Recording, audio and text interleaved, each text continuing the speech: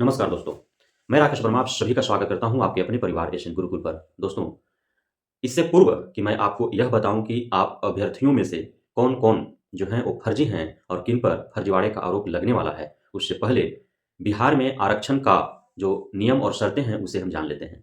दोस्तों, बिहार में जो जातिगत आरक्षण है, वह सिर्फ़ उन्हीं को दिया जाएगा जो बिहार के मूल निवासी हैं। ऐसा नहीं कि जो यहाँ किसी भी तरीके से अस्थायी निवास प्रमाण पत्र बनवा लिया, जाति प्रमाण पत्र बनवा लिया और उसे यहाँ का आरक्षण मिल जाएगा।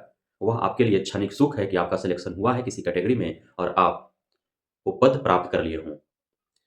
जो यहाँ का जाति प्रमाण पत्र बनता है, वह पिता के नाम से बनता है, ना कि पति के नाम से। यदि पति के नाम से कोई जाति प्रमाण पत्र बनवाए होंगे कोई महिला साथीगण, तो उनका वो मान्य नहीं होगा। जो जाति प्रमाण पत्र यहाँ एक बार बन जाता है, वो हमेशा के लिए मान्य होता है। अस्थायी निवास प्रमाण पत्र आजीवन मान्य होते हैं, लेकिन अस्थायी निवास प्रमाण पत्र का 1 साल की वैधता होती है। आय प्रमाण पत्र की वैधता 1 वर्ष के लिए होती है। ओबीसी जो नॉन क्रीमी लेयर में आते हैं, उन्हें ओबीसी एनसीएल बनवाने पड़ते हैं, वह भी हमेशा के लिए मान्य होता है। उसके बाद विकलांग साथियों को, जो दिव्यांग साथीगण हैं, उन्हें 4% की क्षैतिज आरक्षण दी जाती है।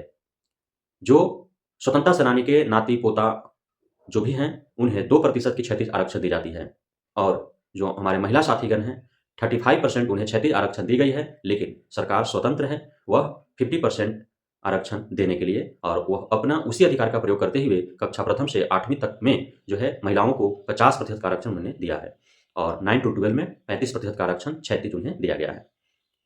क्षैतिज आरक्षण के कुछ खामियाँ भी हैं, यदि फायदे हैं तो, जिससे मैं कई बार आप सभी को अवगत कराया है।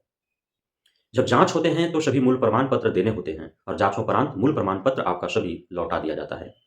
ये हैं पूरे आरक्षण के नियम और शर्तें।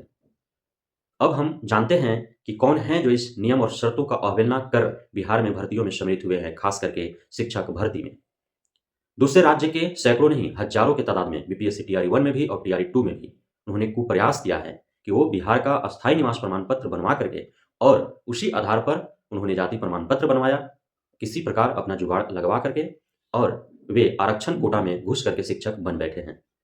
हालाँकि वो आशंकित हैं कि कभी भी उन पे खतरा मंडरा सकता है, खतरा आ सकता है और उन्हें आशंकित होना यह सही भी है, क्योंकि बिहार सरकार का जो रूल है, रेगुलेशन है आरक्षण का, उसके तहत आपने आरक्षण लिया ही नहीं है। आप अचानक से बिहार का अस्थायी निवास प्रमाण पत्र बनवा लिए, तो यहाँ का मूल निवासी आप नहीं हो गए।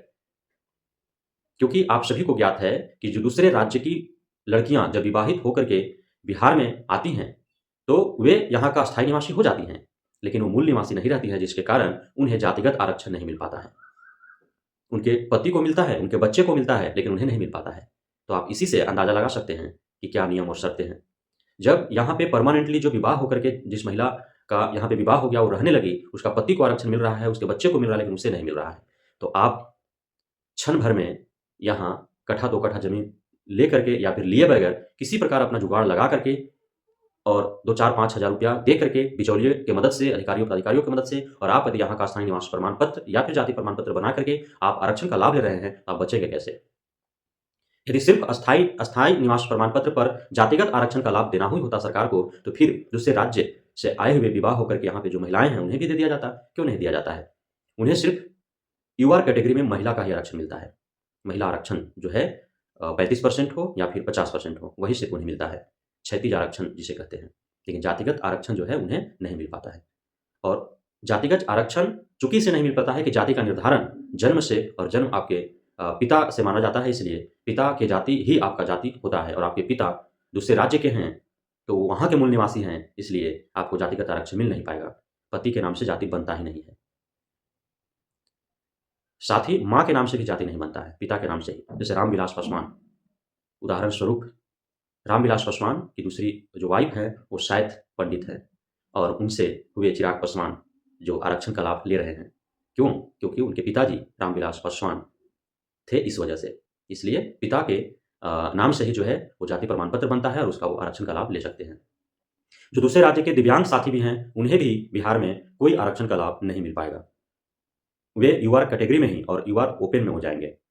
दूसरे राज्य के कोई भी हों, चाहे वो महिला हों, पुरुष हों, दिव्यांग हो, स्वतंत्रता सेनानी से हों, एक्स सर्विसमैन हो, उन्हें यहाँ बिहार में आरक्षण का लाभ देय नहीं है।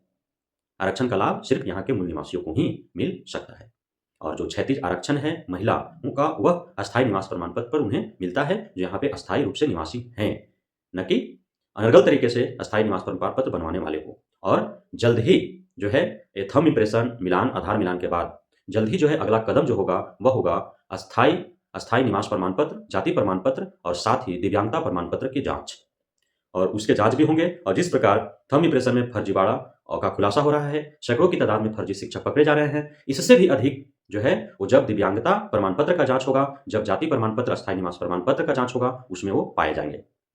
और आप यदि सोच रहे होंगे कि जांच शिक्षा विभाग कैसे करेगी, तो आप सोच भी नहीं सकते हैं कि वो कैसे करेगी, क्योंकि उसके पास जो है आखिर वह क्यों अब तक इंतजार कर रही है। दिव्यांग साथियों का फर्जी प्रमाण पत्र जो है वो तो जांच हो जाएगा, आराम से मेडिकल टीम गठित होगी और मेडिकल उन्हें कराया जाएगा। जो उन्हें दिव्यांगता प्रमाण पत्र जो उन्हें दिया है, यदि कुछ फुलफिल नहीं कर पाएगा तो उन पे 420 का केस होगा। और जो जाति प्रमाण पत्र, आवासीय प्रमाण पत्र है, उसके भी जांच होंगे, और उसके लिए जो है शिक्षा विभाग ने तकनीक तैयार कर लिया है कि कैसे जांच करने हैं। तो आप जो है वो अब निश्चिंत नहीं बल्कि चिंतित हो जाइए, जो फर्जी तरीके से दूसरे राज्य के हैं, बिहार के अस्थायी निवास प्रमाण पत्र या जाति प्रमाण पत्र बनवा करके आरक्षण का लाभ ले रहे हैं, कोटिवार आरक्षण का लाभ ले रहे हैं, जातिगत आरक्षण का लाभ ले रहे हैं, उन पर 420 का जल्द ही केस जो है दर्ज होने वाला है, उन पे कानूनी कार्रवाइयाँ होने वाली है। क्योंकि उन्होंने स्वार्थवश जो है किसी दूसरे योग्य और जो कुशल अभ्यर्थी हैं, जो सही अभ्यर्थी हैं, उनका अधिकार का अवसर का उन्होंने हनन किया है। क्योंकि वो फर्जी हैं, फर्जीवाड़ी तरीके से घुसे हैं, तो वे खुद भी शिक्षक बनने के योग्य नहीं हैं, काबिल नहीं हैं, और वे फर्जीवाड़े तरीके से घुस करके फर्जी शिक्षक बन बैठे हैं, जबकि सही शिक्षक बाहर दर-दर की ठोकरें खा रहे हैं।